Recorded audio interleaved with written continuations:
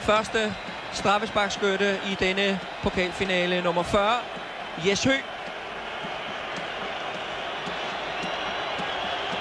som har været med til at tabe en pokalfinale før med AaB tilbage i 1967. Jes Høgh over for Claus Valentin og Næstveds publikum, som vi kan høre det.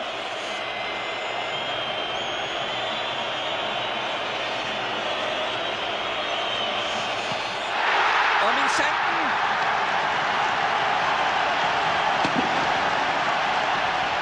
Jeg fik lige snakket om, der er en rutineforskel mellem de to målmænd. Mogens Krogh på 30 år, som har spillet vel godt 450 kampe for henholdsvis Ikast og Brøndby og har været med i landsholdstruppen i flere år.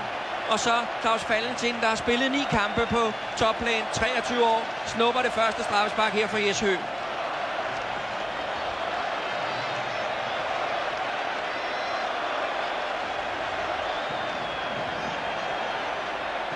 Anders Bjerre skal sparke for Næstved.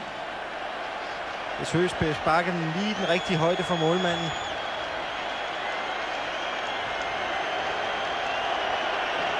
Jeg synes, en af kampens store spillere, en af Næstveds store spillere, og han scorer til 1-0 til Næstved.